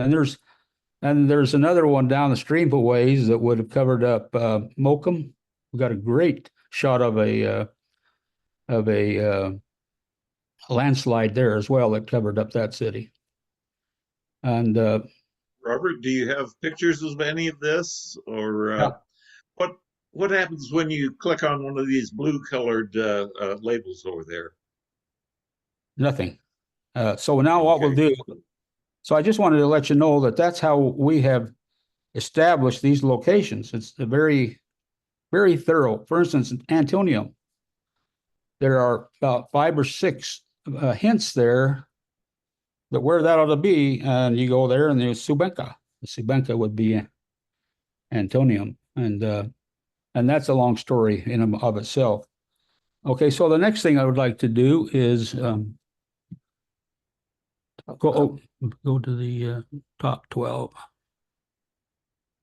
Top 12 evidences. Yeah, and we have the Book of Mormon audit here. This was administered by Book of Mormon Central. You want me to fix it? So I guess you can do it. Okay, Book of Mormon Central come out with this audit, and we came out there smelling like a rose. We got every one of them right.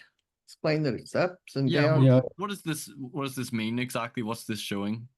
Okay, it's showing, it's taking all the scriptures that have distances involved, direction involved, elevation changes involved.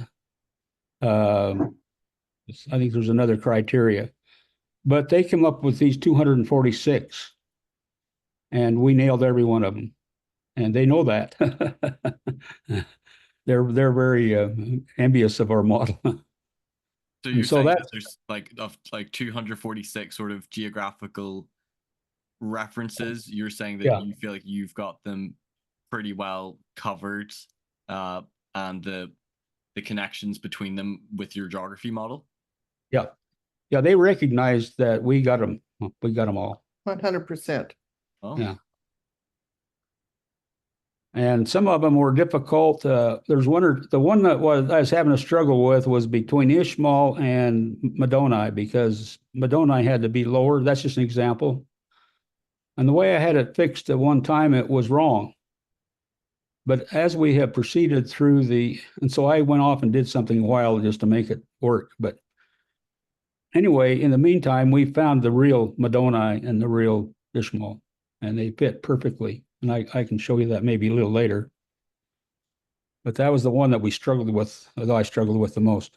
mm-hmm. So now Why do I get it out here? You want to go back? Yeah.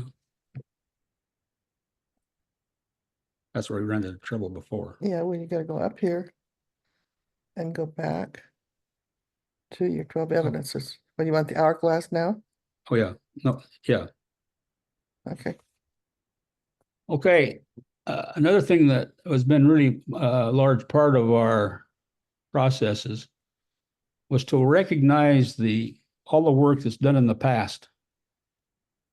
And I think without exception, those who have tried to do hypothetical models all came up with basically the same design. I think that's an incredible amount of work that, I mean, we need to say, wow, Except whatever, where, Sorensen's isn't like that. yeah, Sorensen, well, he's actually tried to do it here, but that means something. And there's one here that's the closest to what ours are, and that's that little, can you see it's the second one over in the middle. Mr. Hardy did that, and it shows North Sea and the South Sea. And we know that there's a scripture that says that we went from the North Sea to the South Sea to the East Sea, and it covers the whole land. So yes. there has to be a North and a South Sea. If that, and I find it interesting that when you talk to a lot of these people that really think that are really prominent in the Mesoamerica, they say, well, that's just hyperbole. It really does. A lot of this stuff doesn't really mean anything.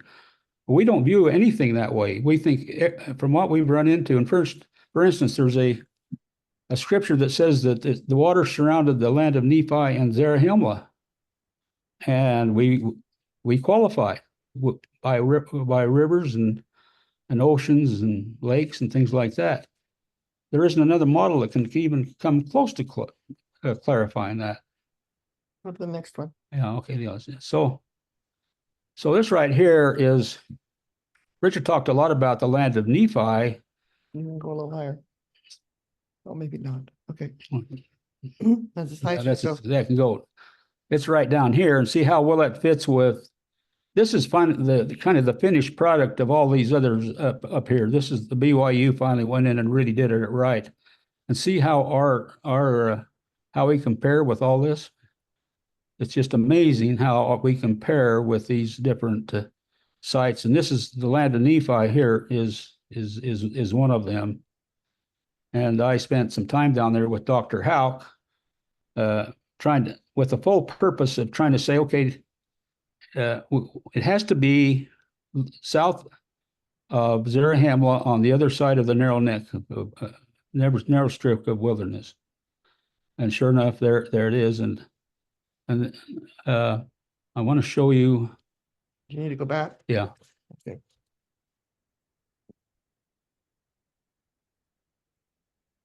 Where do you want to go now? Let me see over here first. Land of Three, yeah. Right down at the bottom, land of Nephi. Okay, just Right there, just a minute. Where? Right there. Yeah. Okay. And I was there when they were putting this together. You need that to be in a different format. And you can't see, I didn't intend for you to see this slide other than to say there's 44 points in the land of Nephi that essentially, they say a 90% chance of that being accurate. Wow. And we've added to that quite a bit. And so we're totally convinced that says there's 90% chance of it being accurate. Yeah, it's set at Houck. 95. If you go to Houck and Anderson and several others that were part of their crew, their archaeological crew. Oh, okay. If These you are go down archaeologists. on this area over here to that second paragraph is where they claim I took this words right out of their book right here, and so that just fit perfectly. Read that paragraph. Yeah, the table to the right is a culmination of the work that they claim that there's 95 probability that is the land of Nephi. And are these LDS or non-LDS archaeologists? They're LDS, yeah. LDS, okay. But it's really interesting working with them to see how professional they were, and they had a lot of Guatemalan workers that did the work, Hauck is a professional and they were archaeologist. actually other archaeologists from Guatemala there as well. And so Okay. there's a lot of backup to this if that's needed. But so Very there, good. Go back. yeah. Put that over here, so. Help you. Yeah, it's always good to have others sort of endorsing and sort of providing Yeah. more credibility to your work. Well, let's go to Nephites. Right. Right here. Then let's go to the land of Nephi. Right there. Yeah. Okay, I've taken some aerial pictures from Google Earth. And you see right at the very bottom of the page, looking from the top of Ammon's Hill. When Ammon come to this valley, he looked out there and this is what he saw. The first Ammon. The first Ammon, yeah. And that fits very well with scriptures, with it's just a beautiful valley. You know, I've been all through Guatemala, and there isn't, if I was to live someplace, this would be it. It's just an incredible place to live, and it's bringing a lot of very wealthy people in there right now. And there's a lot of the people that are wealthy know where to go to find.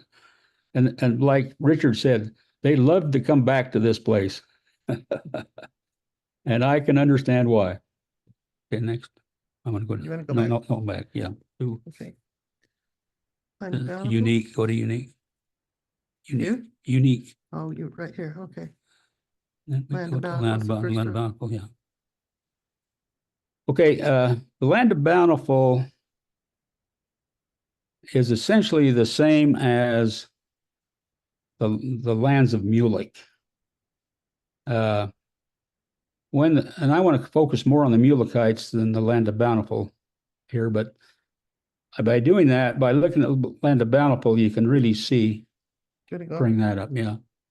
Our Land of Bountiful is quite long, but it's in the beautiful part of the area. Like, you know, when the Lehite arrived at the ocean and they had this land with honey and they called it bountiful because of the bounty that there. Well, there's bounty here as well. But when the thing that's interesting that no. Well, okay, yeah, let's go next one there. The thing that's interesting right above them was the Jaredite territory. And the Jaredites used that area as a game preserve. And so when these Mulekites came in there, they thought, well, this is a very good place to settle. But as it's told in the scriptures, they had many, many wars. And that was either between them and the Jaredites or between themselves. I'm not sure which. But I could see where it could be the Jaredites that were unhappy because they're coming in and taking up their game reserve. And now there are the Jaredites sort of overlapped with each other a little bit in the Book of Mormon narrative. Is that right? Well, a little. No, but the last Jaredite. A little, because there are a couple of earlier sites in that circle. But by and large, all those sites, there's many, many sites there that were developed during the Mulekite times. And now the interesting part of that is, let's go. You mean Mulekite or Jaredite times? They were developed during the Jaredite times or the Mulekite times? The Jaredite times. Yeah, you said Mulekite. Oh, I'm sorry. So let's go down. Let's go down. In the Book of Mormon, the last king of the Jaredites, he is sort of living with the Mulekites as well. Yeah. See, that's a good point, because when they were there, they arrived in around 600 BC, maybe 590 or something like that. Right. When they were chased out of Jerusalem, they went to Alexandria, Egypt, and there Nebuchadnezzar was hot on their trail, and so they probably got some Phoenician ships and shipped off. It's likely that they took not only Mulek but probably some of the the elites in his area, Mhm. and had quite a bit of money so it's hard to tell how many of them showed up in Belize. It's really impossible, but the scriptures tell us that there were many, many more Mulekites than there were Nephites. So, and so it was it's a part of the Book of Mormon I think we just don't pay a lot of attention to, is how as to how big they were. And so they got there, say, around 600 BC. The final war was around 300 BC. So they were neighbors for a couple hundred years. And then they had the big war, and I'm sure the Mulekites were very well aware of what was happening. And so when Coriantumr, fell badly wounded, they either found him there or he was able to find a way to get to them. I would think the former would be more, because they probably could see the total devastation and went up there and looked around. But this area here goes from the Caribbean down into to the Pasion River, where Zarahemla is, and that's where Mosiah found I think a small portion of the Mulekites. Okay, so those are some, Should I go back or down? Okay, let's up. This is what I think that the city of Bountiful is Alton Ha. It's over on the coast. That's where practically all of these hypothetical maps place it as well. It's only a few miles from, it's a day or two's journey from Mulek, the city of Mulek, which is on the seashore. They go up the coast a day or two to the city of Bountiful. And this got away from me here, that line. I didn't notice that, but when you go there, you can see fortifications there that they made. That line's not supposed to be there. No. Let's go to the next one. I find this really fascinating. There's these hands that have been gathered up around the Maya area, specifically Maya. Even Palenque is Maya, where probably the very best one is, where they actually have drops of blood. And there are a lot of reputable archaeologists feel like that they had a spiritual connection. And there's Linda Shealy. Tell us Yeah, about yeah. her over here. Oh yeah, Linda Shealy. The drops over here on the left, the drops most often represent blood. Now we know the sign of Chulu. I don't know about that, Sure. as it means it's a term of holiness. So the thing that's interesting about it, it's most of these are from our land of Bountiful, where Christ came. So I think that's pretty significant. Here's a possible locations for Christ's visit, and that's near the narrow neck. They're all near the neck, which would mean, let's go down a little bit further. Maybe that's not going to show it. Yeah, right here. This is another area that shows a lot of Mulekites, small villages probably along the waterways, and they pretty much all date back into that time period. And if Christ were to come, I would suspect that he would come at a place where most of the people could come, which would be right near the narrow neck, because people from the north could come and people from the south could come. And then there's these waterways that I think can facilitate travel as well. And so, you just don't know, but that's kind of an intriguing question of where he might have come. Is your narrow neck where that black line is, between those two bodies of water? It's right here by Mulek, by those cities. It's between the land northward and the Mulekite city there. Richard got into that quite a bit. Let me. We talked about the water systems on both sides of the narrow neck. You see my cursor right here? Can my cursor be seen? No, I No. think I could only see Robert's cursor. Oh no, yes, I can Yeah. see yours. Yeah, Yeah. Well, there's Susan's. So point to there, right there. Yeah, that's narrow neck. there. Okay. Other chart that shows that better. As you know, the waterless West Sea Anisi is our biggest challenge. You know, and that's where we run into a lot of opposition. So go back. Uh, but let me tell you about some things. There's according to the stalagmite stalactite evaluations, there was a rainy periods right during the time where this described in the Book of Mormon. And also Richard Hansen has made the statement that he is the prominent archaeologist in that area right now. He is LDS and is doing a lot in the Mel Mirador area and is very, very prominent. And he said that there were decades when these Wahos were filled up with water during that time. And obviously, there was a period where they had a lot of rain because all those many cities were flourishing. And then obviously, there's a time when it dried up and they all were abandoned. And so during that time, there was these lakes there, I feel. I mean, and that would have Talk about lakes being called seas. yeah. Well, yeah, the Lehi called, I think, Richard, you talked about that. Lehi called his the bodies of water. Yeah, you talked about that, so we don't need to go into it again. So Do you need to go any more on this? yeah, let's do this here, this one here.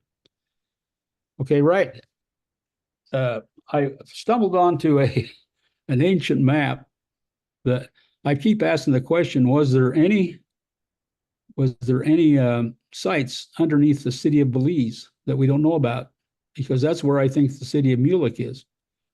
Well, I stumbled onto an old ancient map that had ancient cities, and there was a city there called Holtz in there, because of all the places you'd think there was a settlement, and of all the places that the Mulekites would arrive, and the place where they'd probably name the place after Mulek was right there, because it was south of Alton Hall. It had to be south of Alton Hall, Alton Hall, and near Gid.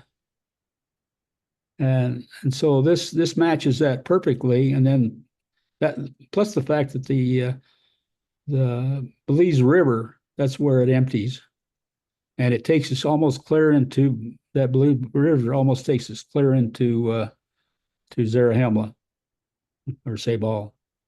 Let's keep going. Keep going. That's it. That's it. Okay. Yeah. You want to go back to another one? So what do we got here, Richard? What do you want to? I could go on with other things, but that's all I have prepared at the moment.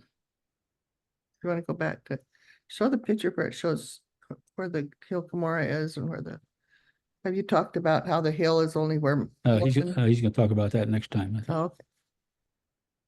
But you know, we're just amazed at the things that we found just by, you know, it's there, the size, all the things about it were just amazing. The Sabal was the thing that really got me started, because I recognized, well, this just cannot be anything but Zarahemla, you know, and I just thought, wow. And then we went to the land of Nephi, and then Dr. Houck said, well, you know, this fits perfectly. So then we went to the land of Cumorah, and there was, you'll be hearing more about that, I think, tomorrow. And there was just there's a hill complex there of 3 hills. All of them fit that really well. And then everything that describes the land of Cumorah and the war that took place, especially when you hear in Entrada what happened there, and how that all fit in perfectly with the Nephite War.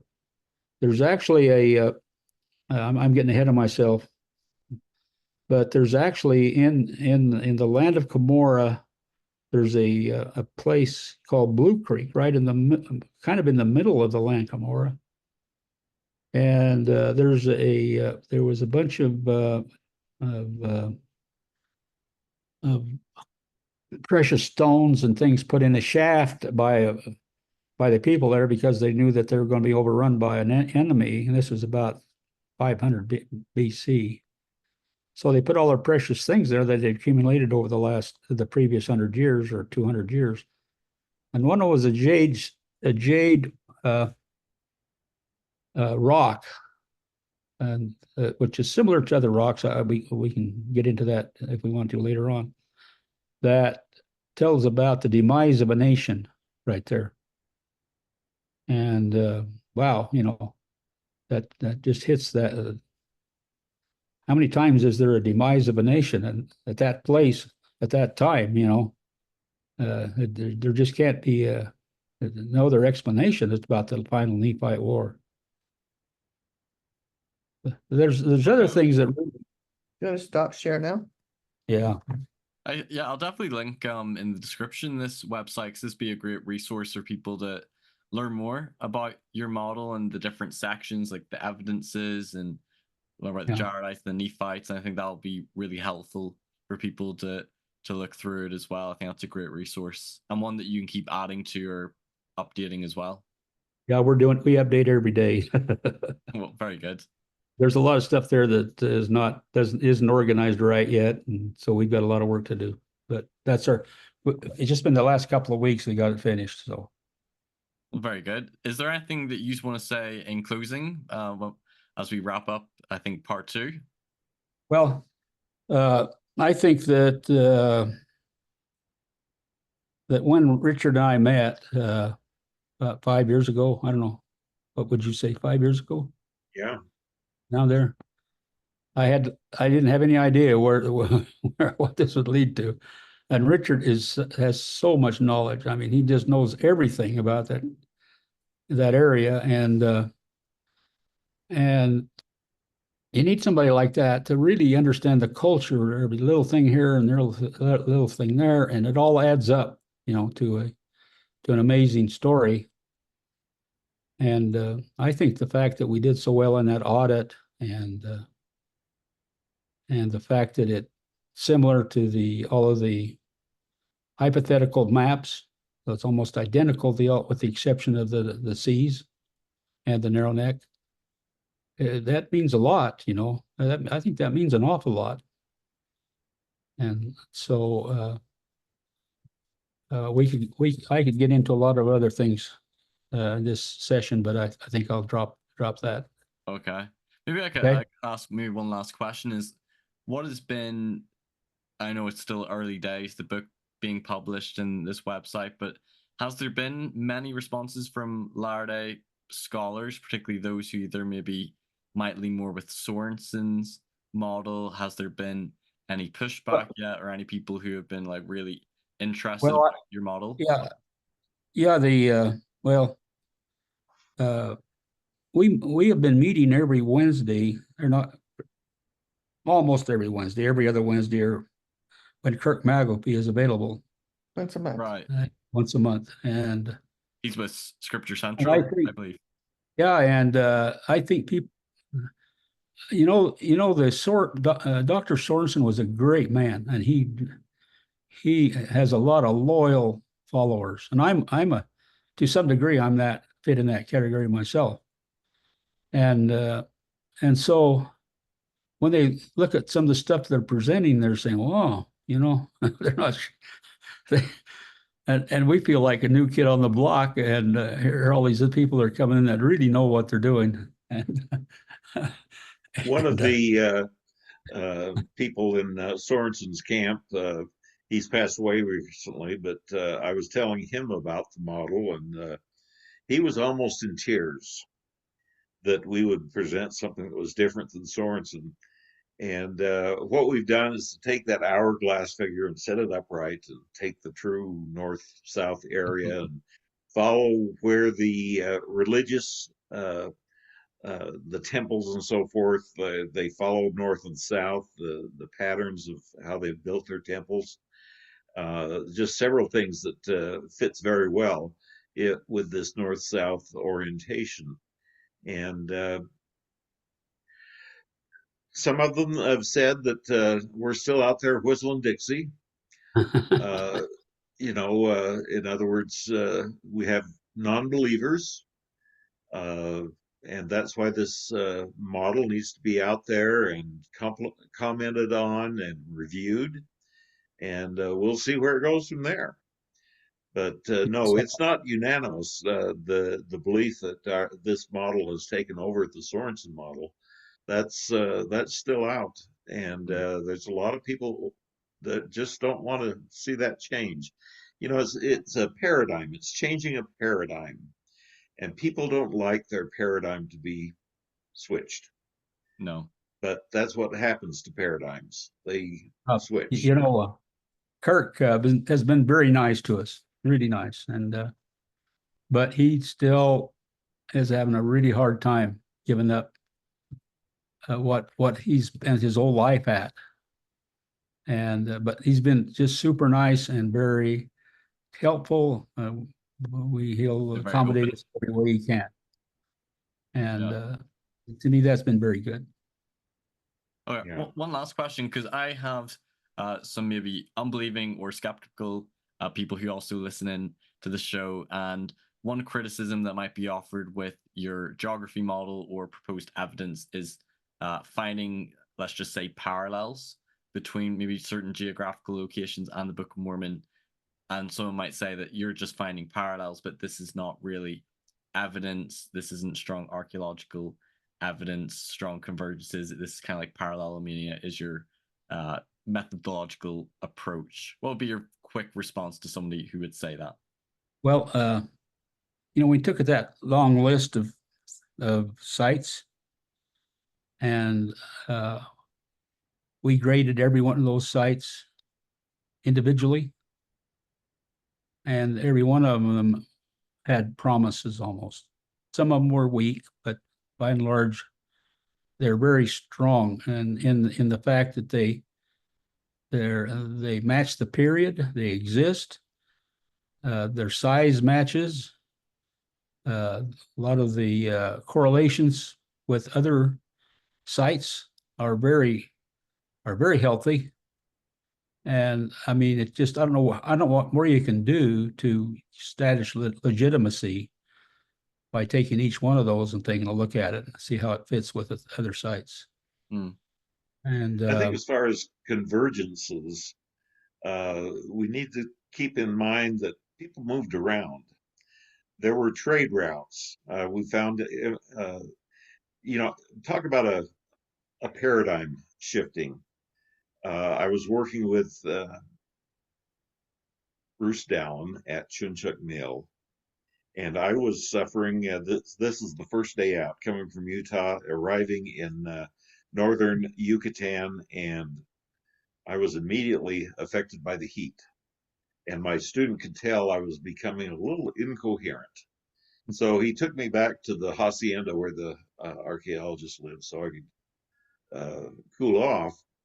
But my student went out with Bruce, and Bruce showed him the central plaza of Chunchuk Mill.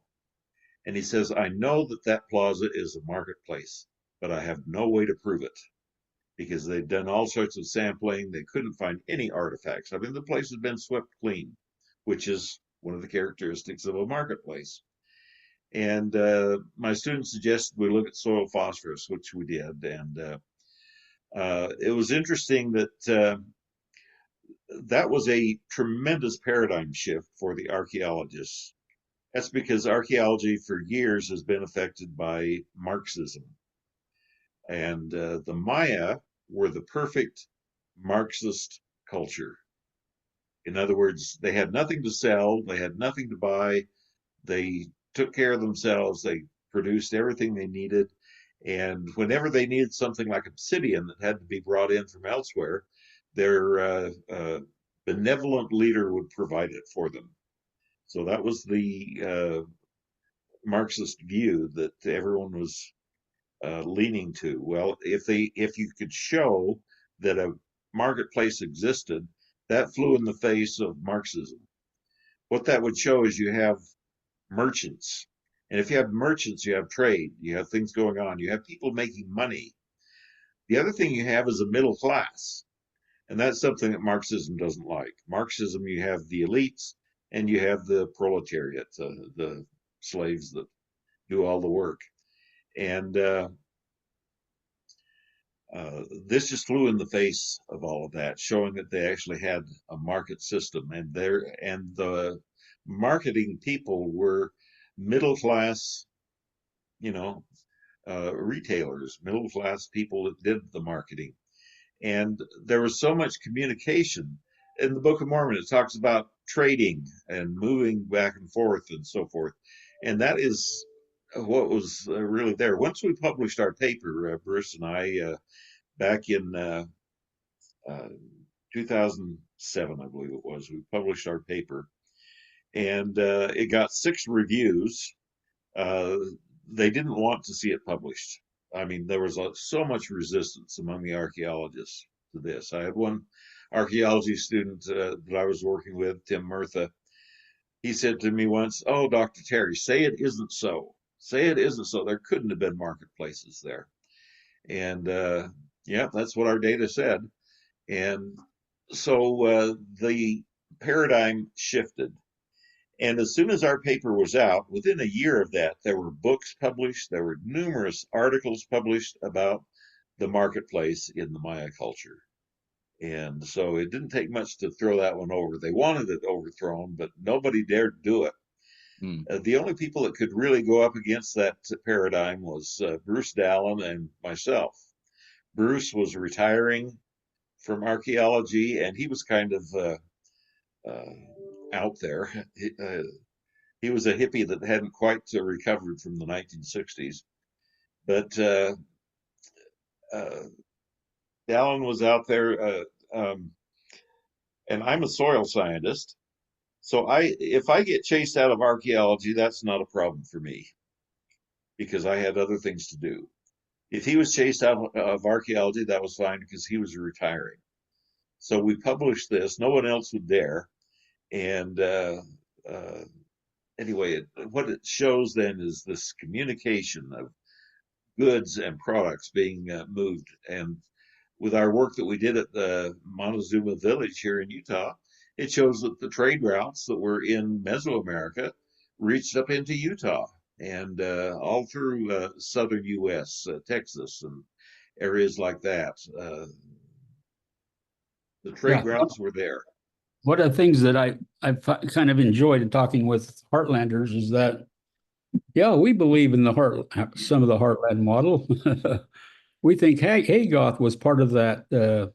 I mean, this is maybe a little bit far-fetched, I'll be first to admit, but golly, Joseph Smith made some pretty amazing statements that would lead you to believe that there was a church established in the Heartland area, and Haygoth's departure, his direction, the similarities between the Hope, what is it? The Hopewell. Hopewell. Yeah, are very similar to Maya. And so I do think we have a foothold there too that fits our model. And so all right, that everything just seems to start adding up when you get starting putting all the pieces together. And we think there's an awful lot more pieces, but I think we've got it in such a way that it looks very favorable. I'm 86 years old and kind of fading out, but I want to go out in a flame, I guess. Well, guys, I think this has been really enjoyable, this part, diving more into your geography model, and I think the website as well, that's a great resource as well. And I think I'm definitely really interested to see how people are going to react and respond, both non-LDS but LDS scholars as well, particularly in light of the Sorensen model being what's probably most predominantly favored and sort of accepted and believed by a lot of people. But I think this is some fascinating stuff. And we've got one more part. It's going to be focusing, I think, more on the Hilkmore and other things as well, and then just any rapid fire questions to finish. But thanks so much for coming on and presenting all of your work. Well, thanks very much. We appreciate the invitation. It's been Very great much so. to talk with you. Yeah, likewise. Listeners who've been watching, if you've enjoyed this, give it a like, give it a comment as well. Go check out their website and their book. I'll put the link where you can get it on Amazon as well. And don't forget to subscribe so you don't miss out on future interviews and future content. And come back for part 3. We'll see you next time. Take care. Bye-bye. Thanks everyone for watching this episode. If you've enjoyed it, please give it a like, share it with others who might benefit, and don't forget to subscribe so you don't miss any future content. You can also listen to these episodes on podcast form on Anchor or Spotify, and you can follow me on Facebook, Instagram, and TikTok. Check out my website for more content, personal blog, and more. And if you care to donate to support me, you can via my PayPal or Patreon, or through the website. And you can also give donations via YouTube through Super Chats. Thanks for watching Mormonism with the Murph. Take care. Bye-bye.